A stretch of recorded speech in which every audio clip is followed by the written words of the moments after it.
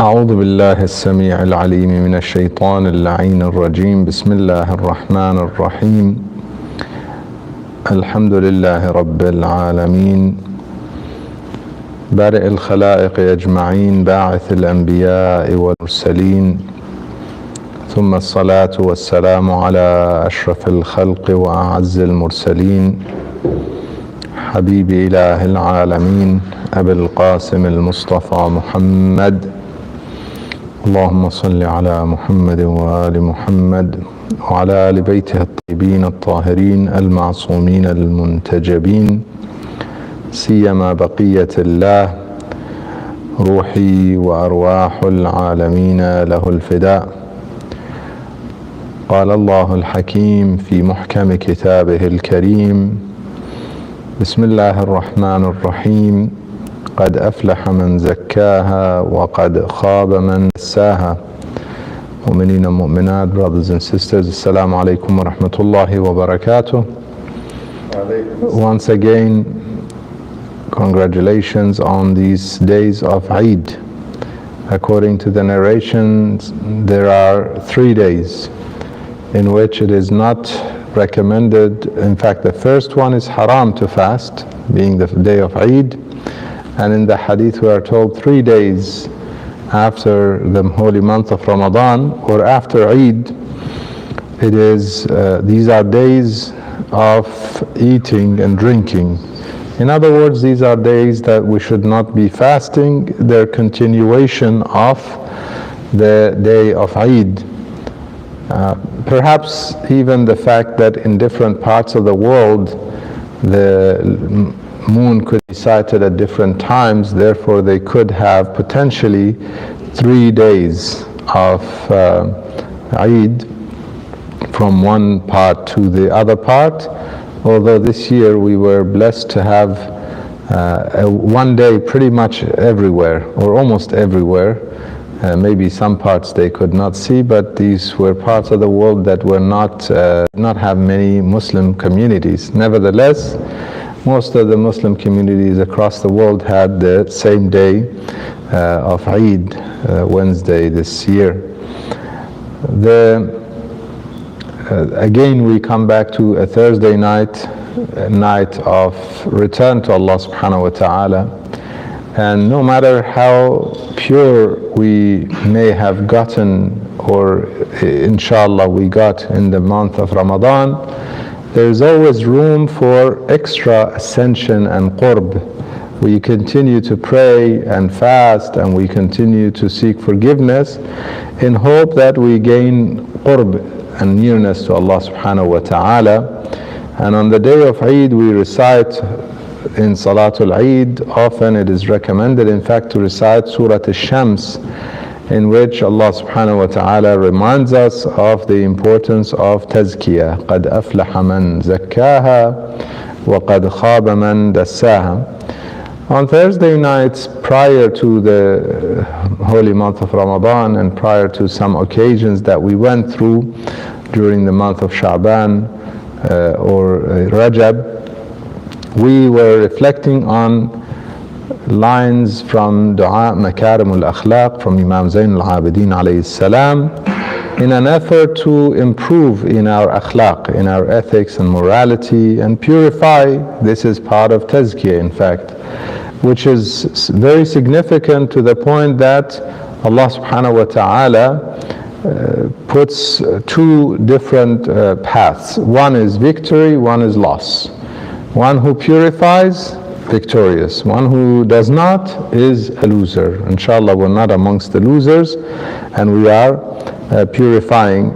In this Dua Makarim al-Akhlaq, Imam Zain al-Abidin alayhi salam gives us several lines of things to ask for from Allah subhanahu wa ta'ala, and they are what bring us to a state which he calls makarim. Makarim are very honorable, high level of honor and honorable ethics and morality. He is referred to as makarim al-akhlaq. And in this dua, the Imam salawatullah wa salamu alayhi asked specifically asked Allah subhanahu wa ta'ala to grant him, in other words, he's teaching us to ask to be granted the highest levels of morality. And in fact, a servant of God knows that God is so kind, so generous, so giving, that we should never doubt or question whether or not we should ask for the highest, the best. In Dua Kumail, Imam Ali alayhi salam teaches us to say, وَاجْعَلْنِي مِنْ أَحْسَنِ عَبِيدِكَ نَصِيبًا عِنْدَكَ. Make me amongst the best of your servants in terms of the share of your blessings and mercy and guidance and forgiveness. أَحْسَنِ عَبِيدِكَ, and the closest to you. وَأَقْرَبِهِمْ مَنْزِلَةً مِنْكَ وَأَخَصِّهِمْ زُلْفَةً لَدَيْكَ. So close to you, so special in terms of the servants. And we should always strive for the best. And this is why, even if we've been through the month of Ramadan, come the next day and we gather and we try and call upon Allah subhanahu wa ta'ala and ask Him to grant us nearness, grant us purification, further qurb, and there's always room for improvement. Rasulullah sallallahu alayhi wa sallam, he is the best who ever walked on earth, yet he continued to call and ask Allah subhanahu wa ta'ala until the last moments in his life. Similarly, Amirul Mu'mineen alayhi afdalus salawat wa tahiyyat continued to be in the state of prayers and asking and begging and crying. In his sujood, he would be crying and weeping. This is why the poet describes him. Oftentimes we know him as the brave, the courageous, the strong, the tough one in the battlefield. The poet describes him, he says, هو البكاء في المحراب ليلا هو الضحاك إذا اشتد الضراب. He says, on the one hand, he is the one who cries in his mihrab as he's praying in the night time, and whenever he's in the battlefield, he is the one with the confident smile. The haq here referring to a confident smile and bravery whenever the war is difficult. Shtadda is when things are difficult in the battlefield, yet he is not worried or he does not have any fear. Rather, he is in fact pleased and fulfilling his duty to Allah subhanahu wa ta'ala. So we learn from the Imams of Ahlul Bayt and from Rasulullah sallallahu alayhi wa sallam to be in a constant state of asking for better state, better status, better guidance, and so on. In this dua, there are some lines I wanted to reflect on from dua Makarimul Akhlaq. He says, وَوَفِّقْنِي إذا اشتكلت علي الأمور لأهداها. Again, the best. Guide me, Ya Allah, that if I'm confused about matters, which way to go, اشتكلت علي الأمور, guide me to do the most guided, to do the path that is most guided, the best guide, the best path. وإذا تشابهت الأعمال لأزكاها.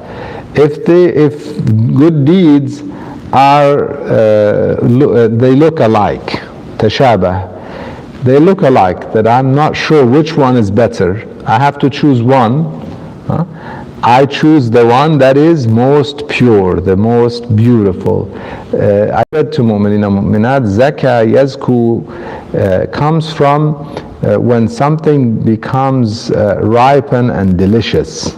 We use the term zakah.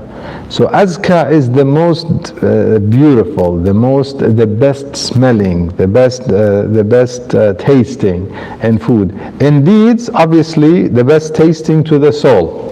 The soul would most enjoy it. It's most enjoyable. Opposite to what is makruh. Makruh is what the soul is not does not like it, does not, or munkar. Munkar is what the soul doesn't like it. It's not accustomed to it. It's a bitter taste for the soul. Although us as humans, sometimes we see ourselves as the body, so we confuse things. What's really fun and what's not fun. What's really delicious and what's not delicious. Those who are connected to their spiritual side, they would see anything that's pleasing to Allah subhanahu wa ta'ala as delicious, beautiful, fun. Anything that's displeasing, on the other hand, they see it as ugly and obviously not enjoyable.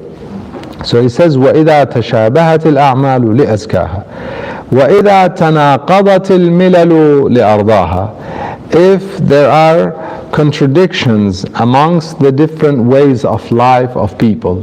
Milal are groups of people with their ways of life, with their religiosity, even in terms of their practices, religious practices. He says when the different ways are confusing or they're contradicting, make me follow the ones that are most pleasing to you. لِأَرْضَاهَا. And then the Imam goes on, Allahumma salli ala Muhammad wa ali Muhammad وَتَوِّجْنِي بِالْكِفَايَةِ وَسُمْنِي حُسْنَ الْوِلَايَةِ. Give me again in terms of the highest. Tawwijni comes from Taj. Taj means the crown. So the Imam says, give me a crown, but what kind of crown? وَتَوِّجْنِي بِالْكِفَايَةِ.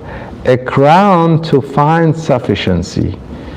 In other words, it's similar to what Imam Ali alayhi salam says, that finding sufficiency in what you have is the greatest treasure. Al-qana'atu kanzun. And it's a treasure that never ends. One who finds sufficiency with what God has given them is a king. This is what, whereas someone who does not find that would go to people, would beg here and there, ask here and there, instead of feeling like, I have God, I am a king, I have the greatest king with me. I don't need anyone, I don't need anything. All I need is that connection with Allah subhanahu wa ta'ala and finding sufficiency with whatever He gives. Therefore, give me that crown of sufficiency. وَسُمْنِي حُسْنَ الْوِلَايَةِ. The last line, inshallah, he says, grant me. Sum is from giving a name, okay? And so put me in that position, put me in that shape of, or an individual in that place of one who has good wilaya. Inshallah, we'll elaborate on this one further. Wilaya is one who realizes or recognizes the real wali, the real guardian, the real one who has authority over us. Allah subhanahu wa ta'ala is the wali of the believers. Allahu waliyul ladina amanu. Recognizing God as the wali. And the guardianship of anyone should be through the guardianship of God. So the messenger of God is our wali. إِنَّمَا وَلِيُّكُمُ اللَّهُ وَرَسُولُهُ. The messenger becomes our wali, the one who has authority over me, the one who has he's my guardian, he's the one who would have the order over me. Whatever he says, I have to obey. That kind of wilaya is so significant for a believer, because if we don't have that wilaya, we could easily fall under the wilaya of the wrong people, shaitan and the taghut. وَالَّذِينَ كَفَرُوا أَوْلِيَاؤُهُمُ الطَّاغُوتِ. We could easily fall under that kind of wilaya, following the leadership of certain political movements, certain authorities, certain Khalifa at the time, certain whatever it might be, king, Khalifa, whatever they might be, that are not in the wilaya or under the wilaya of Allah subhanahu wa ta'ala. The believers إنما وليكم الله ورسوله والذين آمنوا. The real believers, anyone who believes, then it becomes a state of chaos. You cannot have hundreds and hundreds of wali. Let's say we have 1 million ladina amanu. I'm not speaking of aslamu, not Muslims, but let's say we have 1 million amanu or 1 billion amanu, whatever it may be.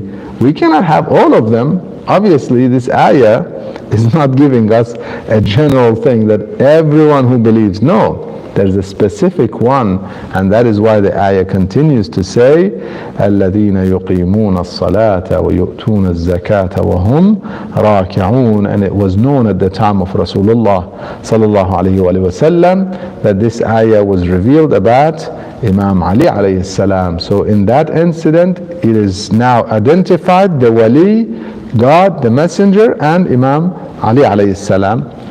And afterwards, obviously, الَّذِينَ آمَنُوا refers to the Imam of the time. This is the real wilayah. وَسُمِّي حُسْنَ الْوِلَايَةِ. So we have the good wali above us, and not, God forbid, wilayah of Taghut. We ask Allah subhanahu wa ta'ala to grant us the most honorable levels of morality, and to grant us the right leadership, or the recognition of the right leadership. We ask Him to make us amongst those who listen to what's said and follow what's best. Walhamdulillahi Rabbil Alameen. Wa sallallahu wa sallam ala Sayyidina Muhammad wa alihi at-tayyibin at-tahirin. Allahumma salli ala Muhammad wa ali Muhammad.